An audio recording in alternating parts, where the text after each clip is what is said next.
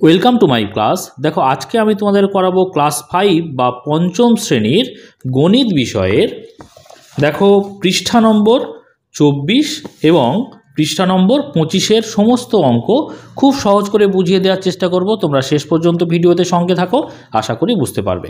তো দেখো এখানে আমরা কি শিখব। দেখো 1 নম্বর শিখন সামর্থ্য দেওয়া রয়েছে মৌলিক ও যৌগিক সংখ্যা চেনা, ও 2 নম্বর হচ্ছে ঘন বস্তুর সমতল ও বক্রতল চেনা। ঠিক আছে, এই শিখন সামর্থ্য বা এই বিষয়গুলো কিন্তু আমরা শিখব। তো দেখো পৃষ্ঠা নম্বর 24-এ এখানে কি আছে, গাছে উৎপাদক খুঁজি। তো দেখো এখানে একটা গাছ দেয়া রয়েছে, সেখানে কতগুলো উৎপাদক ভেঙে দেয়া রয়েছে। দেখো 15কে ভেঙে এখানে দেখিয়ে দেওয়া রয়েছে 3, 1, 5। আবার 7কে ভাঙলে 1, 7 পাওয়া যাচ্ছে। এদিকে দেখো 8কে ভাঙলে 2, 4, আবার 2, 1 পাওয়া যাচ্ছে। ঠিক আছে, তো এগুলো এখানে দেখানো রয়েছে। এখানে একটা জিনিস যে বিষয়টা আমরা বুঝবো সেটা হচ্ছে মৌলিক এবং যৌগিক সংখ্যা। দেখো কিছু এখানে কি লেখা আছে দেখা যাক। দেখো কিছু সংখ্যার গুণনীয়ক বা উৎপাদক শুধুমাত্র সেই সংখ্যা ও 1, যেমন 7-এর উৎপাদক 1 ও 7। দেখো এখানে 7কে ভাঙা রয়েছে, 7কে ভাঙলে আমরা 1 পাই এবং 7 পাই, তাই না? আর কোনো সংখ্যা বা উৎপাদক কিন্তু আমরা পাই না, বা গুণনীয়ক কিন্তু পাই না। ঠিক আছে, আবার দেখো কিছু সংখ্যার উৎপাদকে 1 ও সেই সংখ্যা ছাড়া অন্য সংখ্যাও আছে। যেমন এখানে দেখো 15 একটা সংখ্যা, যাকে আমরা ভাঙলে 5 পাবো, 3 পাবো, 1 পাবো, আবার 15ও পাবো। দেখো আমি এখানে খাতাতে করে দেখাচ্ছি। কি করছি আজকে, পঞ্চম শ্রেণী গণিত পৃষ্ঠা নম্বর 24 ও 25 নম্বর দেখো 15কে সংখ্যাটাকে যদি আমরা ভাঙি তাহলে কত হচ্ছে। দেখো 3 দিয়ে ভাঙো, 3, 5, 15, আবার 5 দিয়ে ভাঙো 1, তাই না? তাহলে 15 এর গুণনীয়ক বা উৎপাদক কি কি পেলাম। দেখো উৎপাদক হলো কি কি পেলাম। দেখো 1, 3, তারপরে 5, আবার দেখো 15। উৎপাদক বা গুণনীয়ক হচ্ছে সেই সংখ্যাগুলো যে সংখ্যাগুলো দিয়ে কিন্তু ওই মূল সংখ্যাকে ভাগ করা যাবে। মূল সংখ্যা এখানে কি, মূল সংখ্যা হচ্ছে 15। দেখো 1 দিয়ে 15কে ভাগ করা যায়, 15, 1কে 15। 3 দিয়ে ভাগ করা যায়, 3, 5, 15। 5 দিয়ে ভাগ করা যায়, 3, 5, 15। আর 15 দিয়েও ভাগ করা যায়, 15, 1কে 15, তাই না? তাহলে দেখো 15 এই সংখ্যাটাকে ভাঙলে বা বিশ্লেষণ করলে 1 এবং সেই সংখ্যা অর্থাৎ 15 বাদেও আরও দুটো সংখ্যা পাওয়া যাচ্ছে, একটা হচ্ছে 3 আর একটা হচ্ছে 5। বুঝতে পারলে? তাহলে এখানে কি বলছিল বইতে, দেখো কিছু সংখ্যার উৎপাদকে 1 ও সেই সংখ্যা ছাড়া অন্য সংখ্যাও আছে। যেমন উৎপাদকের গাছে দেখি 15 এর উৎপাদক 1, 3, 5, 15, যেটা আমি কিন্তু এই খাতায় কিভাবে হচ্ছে দেখিয়ে দিয়েছি। তো এখানে 8-এর উৎপাদক তেমনি, দেখো 8কে ভেঙে দেওয়া রয়েছে এখানে, 8-এর উৎপাদক তেমনি 2, 4, 1, আবার 8, 2, 4, 1, আবার 8, তাই না? তাহলে এই ক্ষেত্রে দেখতে পাচ্ছি 1 এবং সেই সংখ্যা 15-র ক্ষেত্রে, 8-এর ক্ষেত্রে 1 এবং 8 বাদে আরও কিন্তু সংখ্যা রয়েছে। এখানে যেমন বলা রয়েছে যে কিছু সংখ্যার উৎপাদকে 1 ও সেই সংখ্যা ছাড়া অন্য সংখ্যাও আছে। তাহলে এখানে কি বলা আছে দেখো, যে 15 ও 8 সংখ্যা দুটিতে 1 ও সেই সংখ্যা ছাড়াও অন্য উৎপাদক থাকে, এদের যৌগিক সংখ্যা বলে। অর্থাৎ যে সংখ্যাগুলো ভাঙলে এবং বিশ্লেষণ করলে 1 এবং সেই সংখ্যা ছাড়াও অন্য সংখ্যা, এক্ষেত্রে 15-এর ক্ষেত্রে দেখতে পাচ্ছি 3, 5, আবার 8-এর ক্ষেত্রে দেখতে পাচ্ছি 2 আর 4, তাহলে অন্য সংখ্যাও থাকে, সেই ক্ষেত্রে আমরা সেই সংখ্যাকে আমরা কি বলতে পারি, যৌগিক সংখ্যা বলতে পারি। বুঝতে পেরেছো? আবার দেখো 2, 5, 7 এদেরকে যদি আমরা ভাঙি কি পাবো, 1 ও সেই সংখ্যা ছাড়া অন্য কোনো উৎপাদক কিন্তু পাবো না, তাই না? অর্থাৎ দুটি আলাদা উৎপাদক থাকে। যেমন এক্ষেত্রে দেখো 2কে যদি আমরা ভাঙি, 2কে ভাঙো, তাহলে 2কে 2 দ্বারা ভাঙো, 2, 1কে 2, তাহলে দুটো আলাদা উৎপাদক আমরা কিন্তু পাচ্ছি, একটা 2 পাচ্ছি আর একটা 1 পাচ্ছি। আবার 7কে ভাঙো, দেখো 7 1 কে 7, তাহলে দুটো আলাদা উৎপাদক পাচ্ছি, যেমন 7 আর 1। এই দুটো এক এবং সেই সংখ্যা ছাড়া অন্য কোনো উৎপাদক কিন্তু নেই, অর্থাৎ এই সংখ্যাগুলো কিন্তু মৌলিক সংখ্যা। বুঝতে পেরেছ? আর যেগুলো এক এবং সেই সংখ্যা ছাড়াও আরও অন্য সংখ্যা থাকবে সেগুলো হচ্ছে যৌগিক সংখ্যা। তার মানে 15 কি একটা যৌগিক সংখ্যা, যৌগিক সংখ্যা। তেমনি 2 7 এরা কি মৌলিক সংখ্যা, কারণ 2 এবং 7কে ভাঙলে বা বিশ্লেষণ করলে এক এবং সেই সংখ্যা ছাড়া অন্য কিছু দিয়ে কিন্তু ভাঙা যাবে না। তাহলে 2 এবং 7 হচ্ছে মৌলিক সংখ্যা, উদাহরণ। হ্যাঁ, এবারে দেখো এখানে আরেকটা বিষয় রয়েছে, কিন্তু একের ক্ষেত্রে উৎপাদক দুটি আলাদা নয়, তাই এক মৌলিক নয় আবার যৌগিকও নয়। যেমন দেখো আমি এখানটা একটাকে ভাঙছি, এককে ভাঙো, এক দিয়েই ভাঙো, তাহলে 1 1 কে 1। দুটো সংখ্যা পাওয়া যাচ্ছে কিন্তু দুটোই কিন্তু একই সংখ্যা, দুটো আলাদা উৎপাদক কিন্তু পাচ্ছি না। যেমন 7-এর ক্ষেত্রে দেখো 1 পাচ্ছি এবং সেই সংখ্যা পাচ্ছি, কিন্তু 1-এর ক্ষেত্রে 1 পাচ্ছি এবং সেই সংখ্যা দুটোই তো একই, শুধুমাত্র একটাই সংখ্যা উৎপাদক পাওয়া যাচ্ছে, সেটা হচ্ছে 1। ওই জন্য 1কে আমরা মৌলিক সংখ্যাও বলছি না, আবার যৌগিক সংখ্যা তো হবেই না, কারণ যৌগিক সংখ্যা তো সেই সংখ্যা ছাড়াও আলাদা অন্য সংখ্যা থাকতে হবে। ওই জন্য 1 কিন্তু সবচেয়ে ছোট স্বাভাবিক সংখ্যা, কিন্তু একে আমরা কখনো মৌলিক সংখ্যা বা যৌগিক সংখ্যা বলতে পারবো না। আশা করি এই পর্যন্ত তোমরা বুঝতে পেরেছ। এইবারে দেখো 1 নম্বর দাগের অঙ্ক আমরা করব। এখানে কি বলছে, নিচের সংখ্যাগুলি উৎপাদকের সাহায্যে মৌলিক বা যৌগিক লিখি। দেখো প্রথমটা করে দেয়া রয়েছে, কি আছে এখানটায়, এখানে 18কে ভেঙে দেওয়া রয়েছে। 18কে ভাঙলে দেখা যাচ্ছে দেখো 9 আর এখানে 2, অর্থাৎ 9 দুগুণে 18। আবার 9কে ভেঙে কি পাবো, 3 3 9, ঠিক আছে। আবার 3 3 9 আর একটা উৎপাদক কি পাবো, 1 পাবো, তাই না? তাহলে 18কে ভেঙে, যেহেতু 18কে ভাঙলে 1 এবং 18 এই দুটো সংখ্যা ছাড়াও আরও যেমন 2 3 9 এই সংখ্যাগুলো আছে, সেই জন্য 18কে কিন্তু আমরা যৌগিক সংখ্যা বলছি। তেমনি 6কে যদি আমরা ভাঙি, দেখো 6কে যদি আমরা ভাঙি, খাতায় দেখাই তাহলে তোমাদের বুঝতে সুবিধে হবে। দেখো 3 দুগুণে 6, আবার 2 1 কে 2, তাহলে 6কে আমরা ভাঙলে কি পাচ্ছি, 1 পাচ্ছি, 2 পাচ্ছি, 3 পাচ্ছি, আবার 6 পাচ্ছি, তাই না? তাহলে এইগুলো হচ্ছে কি উৎপাদক। তাহলে এখানে 6কে যেহেতু আমরা ভেঙেছি, তাহলে 6কে আমরা এখানে 3 আর 2, 3 দুগুণে 6, আর এক্ষেত্রে আমরা 1 লিখব। দেখো 6 বাদে আর কি আছে, 3 2 আর 1, দেখো 3 2 আর 1। ঠিক একই রকমভাবে 14কে যদি ভাঙি, দেখো 14কে আমি এখানে মুখে মুখে ভাঙছি, বুঝতে পারছো কিনা দেখো তো। দেখো 7 দুগুণে 14, 7 দুগুণে কত 14, আর 1ও যাবে একটা মৌলিক, 1ও কিন্তু একটা উৎপাদক হবে, তাহলে 7 2 আর 1 হবে কিন্তু 14কে ভাঙলে। ঠিক একই রকমভাবে 20কে যদি আমরা ভাঙি, দেখো 2, তাহলে এখানে লিখব 10। কেন? কারণ 10 দুগুণে কত 20 হলো। এবার 10কে যদি আমরা ভাঙি, তাহলে 5 আর 2, 5 দুগুণে কত 10, বুঝতে পারছো তো। আর এখানে লিখব 1, ঠিক আছে। কারণ 20কে আমরা ভেঙে তাহলে কি পাচ্ছি, 2 পাচ্ছি, 10 পাচ্ছি, 2 দুগুণে 4 পাচ্ছি, 5 পাচ্ছি, 1 পাচ্ছি, ঠিক আছে। এইগুলো হচ্ছে পাচ্ছি। আচ্ছা, এবারে তাহলে এই যে সংখ্যাগুলো, প্রথম ক্ষেত্রে দেখো এখানে 3, এই 6 এবং 1 বাদেও আরও দুটো সংখ্যা আছে, তার মানে 6 সংখ্যাটা কি হবে, অবশ্যই যৌগিক হবে। আচ্ছা, এই ক্ষেত্রেও দেখতে পাচ্ছি 1 এবং 14 বাদে আরও দুটো সংখ্যা আছে উৎপাদক হিসাবে, তাহলে এটাকে আমরা কি লিখব, অবশ্যই 14 একটা কি যৌগিক সংখ্যা, তাহলে এখানে লিখে দিই যৌগিক। ঠিক তেমনি 20-এর ক্ষেত্রে দেখো 20 এবং 1 বাদে আরও সংখ্যা আছে গুণনীয়ক বা উৎপাদক হিসাবে, তাহলে 20 সংখ্যাটা কি সংখ্যা, অবশ্যই যৌগিক সংখ্যা। বুঝতে পারলে? এবারে চলো পৃষ্ঠা নম্বর 25। পৃষ্ঠা নম্বর 25-এ আরও কিছু ছক দেওয়া রয়েছে এখানটায় উদাহরণ হিসাবে। দেখো 21, তাহলে 21কে আমরা আগের মতো করে ভাঙি। দেখো 21 যদি আমি এখানে 3 লিখি, তাহলে 3 7 কত, 3 7 21, আর এখানে লিখব 1, কারণ 1 তো সবার মধ্যেই আছে। আচ্ছা, তাহলে দেখো 1 এবং 21 বাদে আরও দুটো সংখ্যা আছে 3 আর 7, তাহলে 21 অবশ্যই যৌগিক সংখ্যা। আবার দেখো 3কে ভাঙলে 3 1 কে 3, আর কিন্তু নেই, আর কিন্তু পাবো না, অর্থাৎ সেই সংখ্যা এবং 1 বাদে অন্য কোনো উৎপাদক বা গুণনীয়ক নেই, তার জন্য 3 হচ্ছে মৌলিক সংখ্যা। দেখো লিখে দিলাম মৌলিক। এবার দেখো 11, 11কে কিন্তু 11 1কে 11 আর কিন্তু ভাঙা যাবে না, অর্থাৎ সেই সংখ্যা এবং এক বাদে আর কোনো উৎপাদক বা গুণনীয়ক নেই, সেই জন্য 11 হচ্ছে অবশ্যই মৌলিক সংখ্যা। দেখো আমি এখানে লিখছি মৌলিক। এবারে দেখো 10কে ভাঙলে আমি এখানে 5 লিখি, 5 দুগুণে 10 হচ্ছে, আর একটা আছে কি, সেটা হচ্ছে 1, এটা সবার জন্য আছে।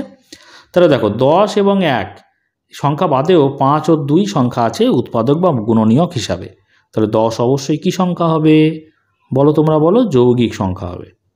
ঠিক আছে। এবারে দেখো 17কে কিন্তু ভাঙা যায় না। দেখো 17কে আমরা 17 1কে 17 করতে পারি, অর্থাৎ সেই সংখ্যা এবং এক বাদে অন্য কোনো উৎপাদক নেই। তাহলে 17 একটা কি সংখ্যা, মৌলিক সংখ্যা, মৌলিক সংখ্যা। তাহলে সবগুলো ছকের বিষয়গুলো হয়ে গেল। এবারে 2 নম্বর দাগের কি বলছে দেখো, 1 থেকে 50-এর মধ্যে মৌলিক সংখ্যাগুলো লিখি, আর 3 নম্বর আছে 1 থেকে 50-এর মধ্যে যৌগিক সংখ্যাগুলো লিখি। ঠিক আছে, একটা মৌলিক এবং যৌগিক। তাহলে আমি এখানটায় লিখছি, দেখো 2 নম্বর দাগের 1 থেকে 50 পর্যন্ত মৌলিক সংখ্যাগুলি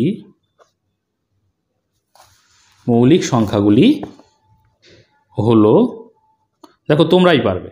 1 থেকে মৌলিক সংখ্যাগুলো কি কি পাবো, দেখো 1 তো 1 কি হবে, অবশ্যই 1 হবে না, 1 তো মৌলিকও না যৌগিকও নয়, 1 তো স্বাভাবিক সংখ্যা সব থেকে ছোট।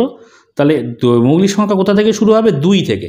কিন্তু তোমাদের মনে হতে পারে 2 আবার মৌলিক সংখ্যা কেন, 2 তো যৌগিক সংখ্যা। কিন্তু এখানে দেখো যে সেই সংখ্যা অর্থাৎ 2 এবং 1 বাদে অন্য কোনো উৎপাদক নেই, শুধুমাত্র এই দুটো উৎপাদকই আছে, অর্থাৎ 2 একটা মৌলিক সংখ্যা, আমি এর আগেই বুঝিয়েছি। তাহলে মৌলিক সংখ্যা কিন্তু 2 থেকে শুরু হচ্ছে। ঠিক আছে, তাহলে কি কি পাচ্ছি, 2 পাচ্ছি। তারপরে দেখো মৌলিক সংখ্যা তো 3কেও 3 আর 1 বাদে হবে না, তাহলে 3 একটা মৌলিক সংখ্যা। 4 তো জোড় সংখ্যা, তোমরা জানবে যে কোনো জোড় সংখ্যা কিন্তু যৌগিক সংখ্যা, জোড় সংখ্যা, বুঝতে পেরেছো। তাহলে 3 4 তো যৌগিক সংখ্যা, কারণ 4 হচ্ছে একটা জোড় সংখ্যা। আচ্ছা 5 হচ্ছে মৌলিক সংখ্যা। 6কে তো ভাঙা যায়, 6 তাহলে হবে না। 7 হচ্ছে মৌলিক। 8কে ভাঙা যাচ্ছে, জোড় সংখ্যা। 9কে আবার ভাঙা যায়, 3 3 9, তাহলে 9 হবে না। 10কে ভাঙা যায়, 10 হবে না। 11কে ভাঙা যায় না, তাহলে 11 হচ্ছে মৌলিক সংখ্যা। আবার দেখো 12 তো জোড় সংখ্যা, 12 হবে না। 13কে ভাঙা যায় না, তাহলে 13 হচ্ছে মৌলিক সংখ্যা। আবার দেখো 14কে ভাঙা যাচ্ছে, জোড় সংখ্যা। 15কে ভাঙা যাচ্ছে, 3 5 15। 16কে জোড় সংখ্যা, তাহলে 16 যৌগিক। 17কে ভাঙা যাচ্ছে না, তাহলে 17 হচ্ছে মৌলিক সংখ্যা। 18 জোড় সংখ্যা, তাহলে 18 যৌগিক। 19কে ভাঙা যাচ্ছে না, সেই জন্য 19 হচ্ছে মৌলিক সংখ্যা। 20 হচ্ছে জোড় সংখ্যা, তাহলে 20 হবে না। 21কে ভাঙা যাচ্ছে, 3 7 21, তাহলে 21ও যৌগিক সংখ্যা। 22 জোড় সংখ্যা, তাহলে 22ও হবে না। 23, দেখো 23 হচ্ছে ভাঙা যাচ্ছে না, তাহলে 23 হচ্ছে কিন্তু মৌলিক সংখ্যা। 24 তো জোড় সংখ্যা, হবে না। 25 হচ্ছে 5 5 25 হবে না। 26 জোড় সংখ্যা, হবে না। 27কে 3 7 3 9 27 হবে না। 28 দেখো, 28কেও ভাঙা যাচ্ছে, জোড় সংখ্যা। 29কে কিন্তু ভাঙা যাবে না। 29কে শুধু 1 আর 29 বাদে আর কোনো উৎপাদক নেই, তাহলে 29 হলো। 30কে দেখো, 30কে ভাঙা যায়, 3 10 30, জোড় সংখ্যা।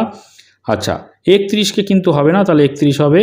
32 জোড় সংখ্যা, হবে না। 33, 3 11 29, তাহলে 33 হবে না। 34কে ভাঙা যায়, জোড় সংখ্যা, সেই জন্য 34 হচ্ছে একটা যৌগিক সংখ্যা। আচ্ছা 35, 5 7 35 হবে না।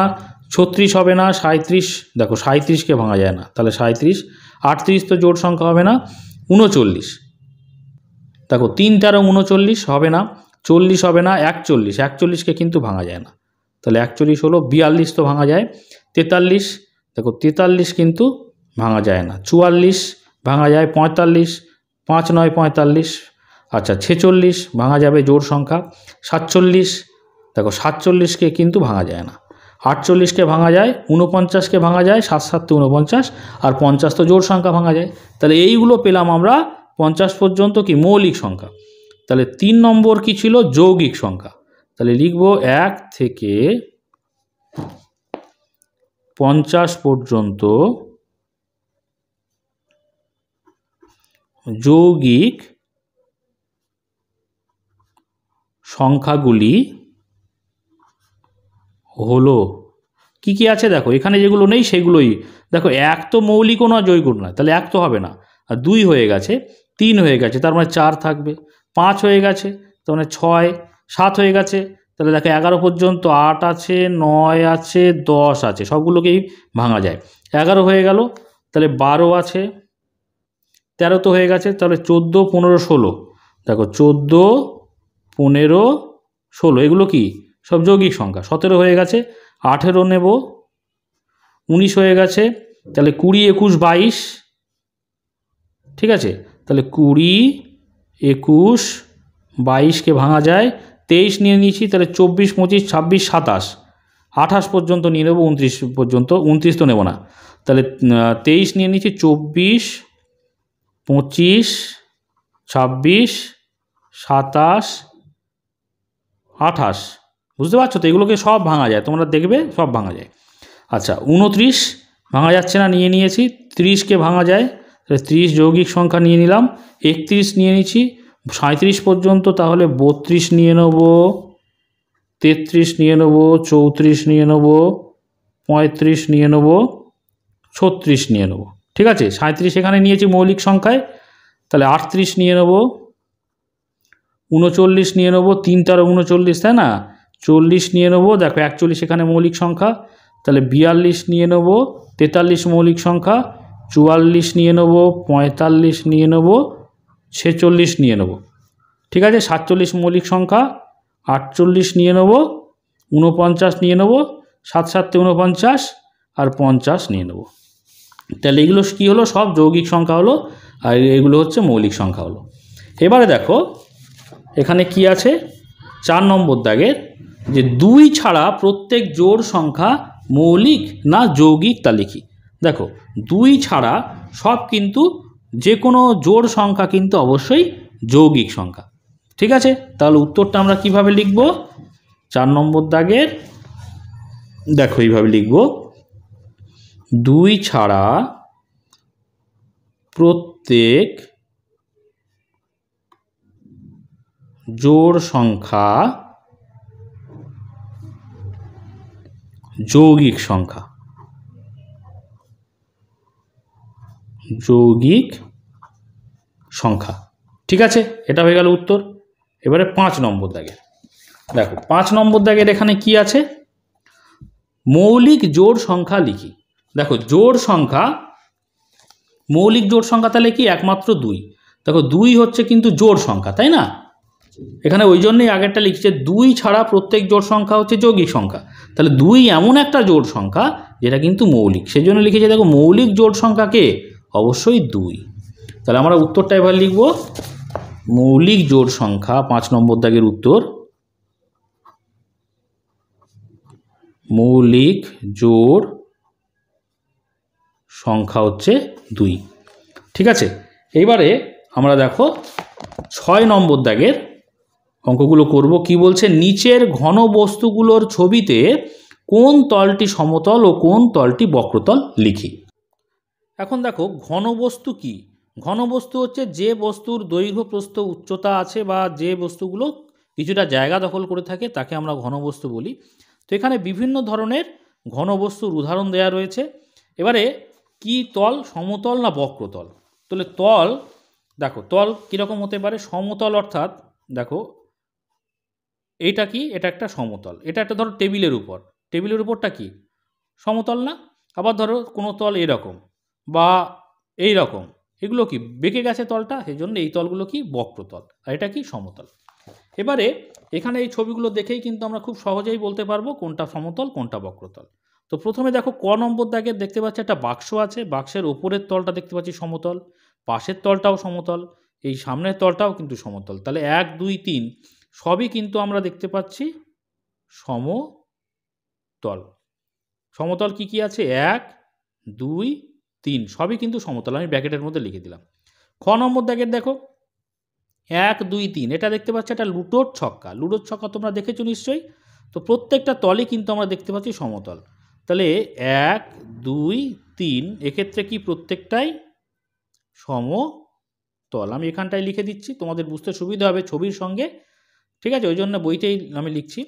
এবার দেখো গ নম্বর দাগের কী দেখতে পাচ্ছ, এটা একটা শঙ্কুর চিত্র। তোমরা যদি কোনো মোচা দেখেছো, মোচাকে যদি কেটে দাও তাহলে এরকম একটা চিত্র আসবে না পেছনের দিকটা, বা তোমাদের যখন ঘর যদি দেয়াল গাঁথনি হয় তাহলে দেয়াল গাঁথার সময় দেখবে রাজমিস্ত্রিদের হাতে একটা সুতোর সঙ্গে লোহার এরকম দণ্ড থাকে, দেখতে পাবে এরকম। হ্যাঁ, এখানে একটা সুতো ঝোলানো থাকে, রাজমিস্ত্রিরা ব্যবহার করে, এটাকে বলে ওলন। ঠিক আছে, এই ওলনও কিন্তু শঙ্কুর মতো আকৃতি। তো এই যে বিশেষ আকৃতি এটাকে বলে শঙ্কু। তো এর নিচেটা কিন্তু সমতল, 2 নম্বর দাগের। তাহলে 2 নম্বর দাগের হচ্ছে সমতল, আর 1 নম্বর দাগের ওপরটা কিন্তু সমান নয়, ওপরটা কিন্তু বাঁকানো। বিয়ের সময় তোমরা দেখেছো বরেরা কি পরে, টোপর পরে না, টোপরটা ঠিক এরকম দেখতে। তার টোপরের পাশের অংশটা কিন্তু মানে এরকম ঘুরে গেছে, বাঁকানো, তাই না? আর নিচের অংশটা কি সমতল, যেটা মাথার ওখানটা ঢোকে। তাহলে এইটা হচ্ছে বক্রতল।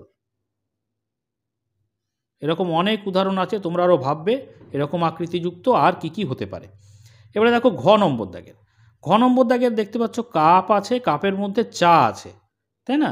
তো 1 নম্বর দাগের যে কাপের যে বাইরের দিকটা সেটা কি সমতল নাকি? সেটা তো বাঁকানো আছে, তাই না? ঘুরে যায়, সেই জন্য অবশ্যই 1 নম্বর দাগেরটা হচ্ছে বক্রতল। বক্রতল, এটা কিন্তু সমতল নয়। আর 2 নম্বর যদি চা থাকে, কাপের ভিতরের যে চা যদি থাকে সেটা তো সমতল আকারেই থাকে, একদম সমান থাকে, তাই না? চা তো কি ঢেউ খেলানো? চাটা কি এরকম যদি এরকম কাপের মধ্যে চা থাকে সেটা কি এরকম ঢেউ খেলানো থাকে? অবশ্যই নয়, সমানভাবে থাকে। ওই জন্য এই যে 2 নম্বরটা হবে কিন্তু সমতল। এবার দেখো 9 নম্বর দাগের হচ্ছে একটা বলের ছবি দেওয়া রয়েছে। বলের বাইরেরটা কি? বলের বাইরেরটা অবশ্যই সমতল নয়, বাঁকানো থাকে, সমানভাবে যায় না, ঠিক এই রকম থাকে, তাই না? তাহলে এটা কি? অবশ্যই বক্রতল। তাহলে এটা লিখব বক্রতল। এবার দেখো এই যে ছবিটা আছে 6 নম্বর দাগের, দেখো এটা একটা পাত্র, হাঁড়ির মতো। তো এর সাইডটা কেমন আছে? ওপরেরটা কিন্তু সমতল, কিন্তু এই সাইডটা কি আছে? এটা কিন্তু অবশ্যই বক্রতল। তাহলে আমরা লিখব বক্রতল। এবারে দেখো এখানে দেখতে পাচ্ছ 6 নম্বর দাগে, তোমরা স্কুলে দেখেছো যে ব্ল্যাকবোর্ডের ছবি। তো ব্ল্যাকবোর্ডের উপরে যে আমরা যে চক দিয়ে লেখা হয়, সেই ব্ল্যাকবোর্ডের উপরটা কেমন? অবশ্যই সমতল, ঢেউ খেলানো তো নয়। ঢেউ খেলানো হয় কি? অবশ্যই নয়। এটা তাহলে কি হবে? সমতল হবে। আর এটা দেখো বর্গীর জ নম্বর দাগের একটা বইয়ের ছবি, বইয়ের ওপরটা কেমন হয়? বইয়ের ওপরটা এই যে ওপরটা কেমন? এটা হচ্ছে সমতল। তাহলে এটা আমরা লিখব সমতল। তাহলে দেখো আজকে আমাদের এই যে 24 এবং 25 নম্বর পেজে মৌলিক ও যৌগিক সংখ্যা চিনলাম এবং ঘনবস্তু সমতল ও বক্রতল কিন্তু আমরা চিনলাম। এর পরের ভিডিওতে দেখো আমরা 26 নম্বর পেজ থেকে সমস্ত অঙ্কগুলো করতে থাকবো। তোমরা সেই সমস্ত ভিডিও যদি পেতে চাও অবশ্যই চ্যানেলটিকে সাবস্ক্রাইব করে নিয়ে সঙ্গে থেকো। আর আজকের ভিডিওটি যদি ভালো লাগে অবশ্যই একটা লাইক করে দিও, কমেন্ট করে এবং বন্ধুদের মধ্যে শেয়ার করে দিও। আর শেষ পর্যন্ত ভিডিও দেখার জন্য সকলকে অসংখ্য ধন্যবাদ।